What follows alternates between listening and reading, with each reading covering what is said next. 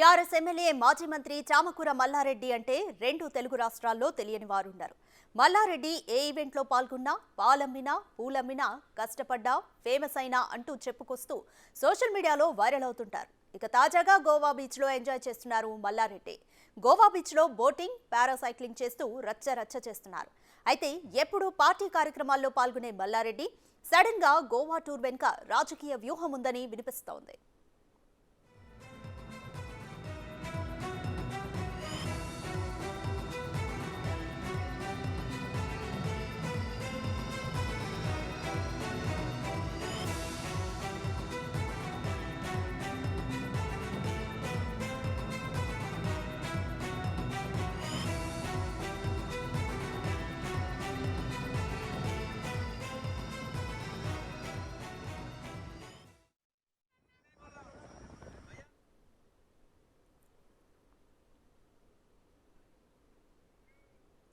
Assembly ఎన్నికల ఎఫెక్ట్తో మల్లారెడ్డికి భయం పట్టుకుందని అంటున్నారు. మేడ్చల్ నియోజకవర్గ పరిధిలో భూ కబ్జాల ఆరోపణలు, స్థానిక ఎన్నికల్లో టికెట్స్ అమ్ముకున్నాడని డైరెక్ట్ ఆడియోలు బయటికి రావడంతో ఎన్నికల్లో పరాజయం తప్పదనుకున్నారు. కానీ తక్కువ మెజార్టీతో ఊహించని రీతిలో గట్టెక్కారు. కానీ ప్రస్తుతం మల్లారెడ్డికి అంతకు మించిన పెద్ద టాస్క్ ముందుందని తెలుస్తోంది. మేడ్చల్ నియోజకవర్గంలో 3 కార్పొరేషన్స్, 7 మున్సిపాలిటీలు ఉన్నాయి. ఓవైపు మున్సిపల్ కార్పొరేషన్స్లో అవిశ్వాస తీర్మానాల పర్వం నడుస్తోంది. దాంతో నేతలను కాపాడుకోవాలని కేసీఆర్ గట్టి వార్నింగ్ ఇచ్చినట్లు సమాచారం అందుతోంది.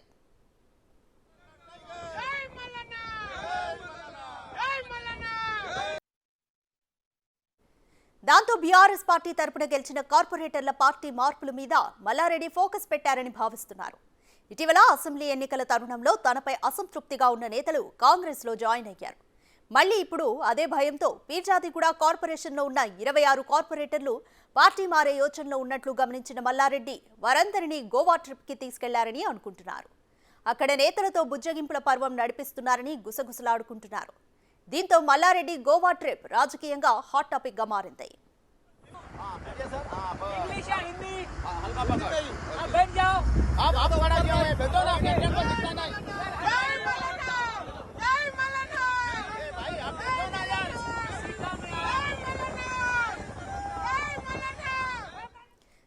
కంప్లీట్ డీటెయిల్స్ మా ప్రతినిధి సుజాత అందిస్తారు. సుజాత, పీర్జాదిగూడలోని 26 కార్పొరేటర్లను కాపాడుకునే ప్రయత్నంలోనే మల్లారెడ్డి గోవా ట్రిప్ వేశారనుకోవచ్చా? కంప్లీట్ డీటెయిల్స్ ఏంటి?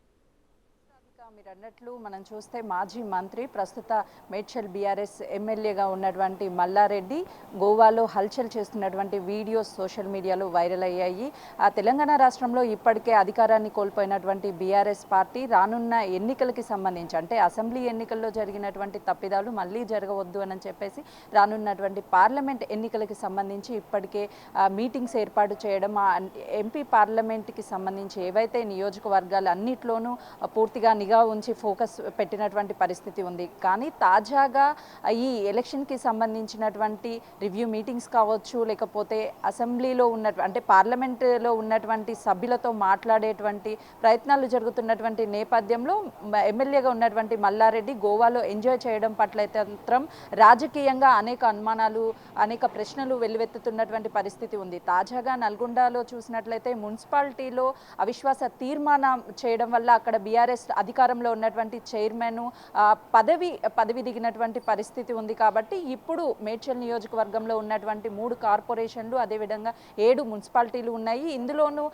గతంలో అంటే అసెంబ్లీ ఎన్నికలకి ముందే బోడుపల్ మున్సిపల్ కార్పొరేషన్లో ఉన్నటువంటి బీఆర్ఎస్ కార్పొరేటర్లు అధికారంలోకి కాంగ్రెస్ రావాలి, ఖచ్చితంగా కాంగ్రెస్ వస్తేనే పాలన అనేది అందరికీ ప్రజలకు ఉపయోగపడుతుంది అని నిర్ణయాలు తీసుకొని వెంటనే బీఆర్ఎస్ పార్టీకి రాజీనామా చేసి కార్పొరేటర్లు అయితే మాత్రము కాంగ్రెస్లో జాయిన్ అయ్యారు. ఫిర్జాదిగూడ మున్సిపల్ కార్పొరేషన్లో 26 మంది కార్పొరేటర్లు వన్ సైడ్ ఉన్నారు బీఆర్ఎస్ పార్టీకి సంబంధించి.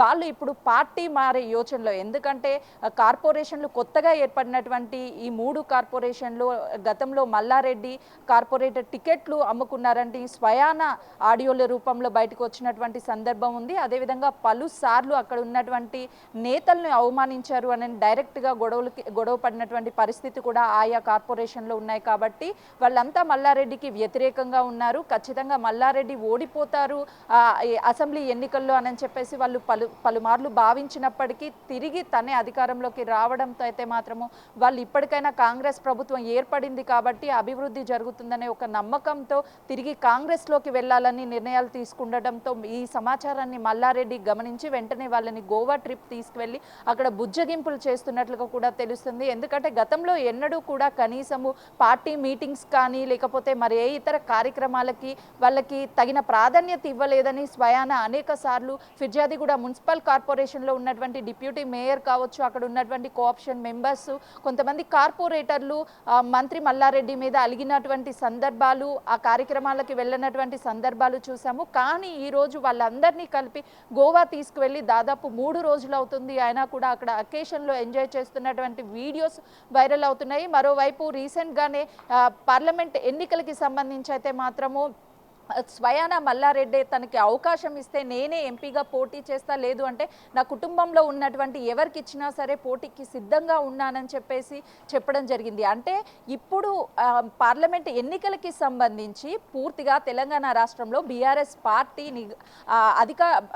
పార్టీ ఎక్కువ మెజారిటీ టికెట్స్ కైవసం చేసుకోవాలని పూర్తి స్థాయిలో అటు కేసీఆర్ కావచ్చు, కేటీఆర్ కావచ్చు ఇప్పటికే గ్రౌండ్ లెవెల్ నుంచి కూడా మీటింగ్స్ పెట్టడము ఇవన్నీ చేస్తున్న నేపథ్యం మేడ్చల్ మల్కాజ్గిరి పార్లమెంట్ అనేది తెలంగాణ రాష్ట్రంలోనే అతిపెద్ద పార్లమెంట్. గతంలోనూ ఇదే మల్కాజ్గిరికి సంబంధించినటువంటి ఎంపీగా కూడా మల్లారెడ్డి ప్రాతినిధ్యం వహించాడు. అదేవిధంగా మేడ్చల్ మీద మంచి గ్రిప్ ఉంది. మల్కాజ్గిరిలోను అటు తన అల్లుడు కూడా గతంలో పోటీ చేసినప్పటికీ ఓడిపోయినటువంటి పరిస్థితి ఉంది. ఇవన్నీ అంటే వాళ్ళకి ఒక అవగాహన గ్రౌండ్ లెవెల్లో ఉన్నప్పటికీ ఈ టైంలో గ్రౌండ్ వర్క్ చేయకుండా ఎందుకు మల్లారెడ్డి గోవా వాళ్ళందరినీ తీసుకువెళ్ళేటటువంటి సందర్భం ఉంది, తీసుకువెళ్లాల్సిన అవసరం ఏముంది, ఎలాంటి చర్చలు చేస్తున్నారు, పార్టీ మారకుండా ఇప్పటికే అక్కడికి గోవాకి సంబంధించినటువంటి అక్కడ ఎంజాయ్మెంట్కి సంబంధించినటువంటి ఖర్చు మొత్తం మల్లారెడ్డి భరిస్తూ వాళ్ళని ఎప్పటికప్పుడు బుజ్జగింపుల పర్వం కొనసాగుతుందనే చెప్పుకోవాలి. మరోవైపు అయితే మాత్రము తను ఎంపీగా పోటీ చేయడానికి సిద్ధంగా ఉన్నానని చెప్తున్నారు. మరోవైపు మాత్రము ఇక్కడ గ్రౌండ్ లెవెల్లో ఎలాంటి విధంగా వర్క్ చేయడం లేదు అని చెప్పేసి ఇప్పటికే సోషల్ మీడియాలోకి వచ్చి అదేవిధంగా పార్టీ పెద్దల్లో కూడా మల్లారెడ్డి మీద కొంతమేరకు అయితే మాత్రం ఈసారి అత్యధిక తక్కువ మెజారిటీతో మేడ్చల్ నియోజకవర్గం నుంచి అయితే మాత్రము గెలిచాడనే చెప్పుకోవచ్చు. మరోవైపు అక్కడ మేడ్చల్ నియోజకవర్గంలో ఉన్నటువంటి కార్పొరేషన్లో మున్సిపాలిటీలో ఉన్నటువంటి నేతలు అసంతృప్తిగా ఉన్నారు. ఇప్పటికే కార్పొరేషన్లో గెలిచి 4 సంవత్సరాలు అవుతుంది కాబట్టి అవిశ్వాస పర్వం ఎక్కడైతే నల్గొండలో జరిగిందో అదే మాదిరిగా ప్రతి నియోజకవర్గాల్లో ఉన్నటువంటి అంటే ఏవైతే కార్పొరేషన్లు మున్సిపాలిటీలు ఉన్నాయో ఆయా నియోజకవర్గంలో గ్రౌండ్ లెవెల్ నుంచి కూడా కాంగ్రెస్లో ఉన్నటువంటి అంటే కాంగ్రెస్ ప్రభుత్వము ఫోకస్ పెట్టిందనే చెప్పుకోవచ్చు. ఇప్పుడు మేడ్చల్ మీద పూర్తి ఫోకస్ పెట్టినటువంటి కాంగ్రెస్ ప్రభుత్వము అక్కడ ఉన్నటువంటి కార్పొరేటర్లు కావచ్చు, అదేవిధంగా మేయర్లు అంటే అటు మేడ్చల్ నియోజకవర్గంలో ఉన్నటువంటి 3 కార్పొరేషన్లకి మేయర్లకి కూడా అవిశ్వాస తీర్మానం పెట్టి వన్ సైడ్గా అక్కడ కాంగ్రెస్ పార్టీలో ఉన్నటువంటి కార్పొరేటర్లుగా గెలిచినటువంటి వాళ్ళని మేయర్లుగా చేసి కార్పొరేటర్ని వాళ్ళ వైపుకి తీసుకురావాలని అయితే కాంగ్రెస్ ప్రభుత్వం పూర్తి స్థాయిలో గ్రౌండ్ నుంచి కూడా వర్క్ చేస్తున్నటువంటి పరిస్థితి ఉంది. ఆ భయంతోనే మల్లారెడ్డి ఎక్కడ అధిష్టానం కోప్పడుతుందా అంటే ఇప్పటికే బీఆర్ఎస్ పెద్దలు కూడా మేడ్చల్ నియోజకవర్గం అదేవిధంగా ఈ మేడ్చల్ మల్కాజ్గిరి పార్లమెంట్ కూడా పూర్తి ఫోకస్ పెట్టారు. ఎట్టి పరిస్థితిలోనూ ఈసారి మల్కాజ్గిరికి సంబంధించినటువంటి ఎంపీ టికెట్స్ అన్ని కూడా కైవసం చేసుకోవాలని మల్లారెడ్డికి స్ట్రాంగ్ వార్నింగ్ ఇచ్చినట్లు తెలుస్తుంది. కానీ ఒకవేళ తనకి పదవిగండ అంటే ఎమ్మెల్యేగా కొనసాగుతున్నప్పటికీ ఎంపీగా పోటీ చేస్తాను, మళ్ళీ బరిలో దిగుతాను, అవకాశం ఇస్తానని చెప్పి పదే చెప్తున్నటువంటి పరిస్థితి ఉంది. కాబట్టి అసలు మల్లారెడ్డి ఎందుకు వాళ్ళందరినీ అవిశ్వాసం పెట్టి అక్కడ ఉన్నటువంటి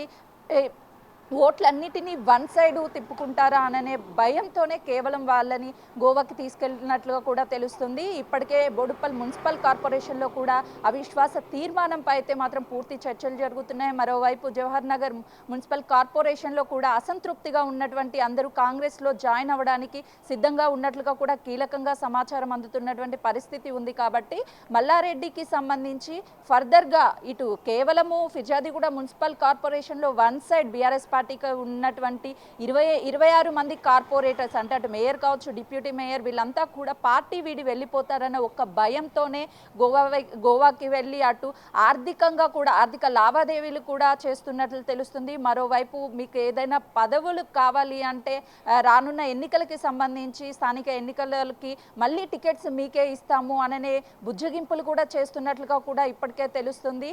మొత్తానికైతే మాత్రము పార్లమెంట్ ఎన్నికల మీద దృష్టి పెట్టాల్సినటువంటి టైంలో ఎందుకు కార్పొరేషన్లో ఉన్నటువంటి వాళ్ళని గోవా ట్రిప్స్ తీసుకువెళ్ళి అక్కడ వాళ్ళని ఒకవైపు ఎంజాయ్మెంట్తో పాటు మరోవైపు ఈ రాజకీయ బుజ్జగింపులు ఎందుకు చేస్తున్నారు అనే దాని మీద అయితే మాత్రము సర్వత్రా ఉత్కంఠ అనేది నెలకొందనే చెప్పుకోవచ్చు. ఒకవేళ అవిశ్వాస తీర్మానం పెడితే మాత్రము ఖచ్చితంగా గతంలో ఇక్కడ ఫిర్యాదిగూడ మున్సిపల్ కార్పొరేషన్లో కాంగ్రెస్ పార్టీ నుంచి గెలిచినటువంటి కొంతమంది ఉన్నారు, వాళ్ళని కానీ లేకపోతే ఇప్పటికే మేయర్కి డిప్యూటీ మేయర్కి పెద్ద వార్ జరుగుతుంది.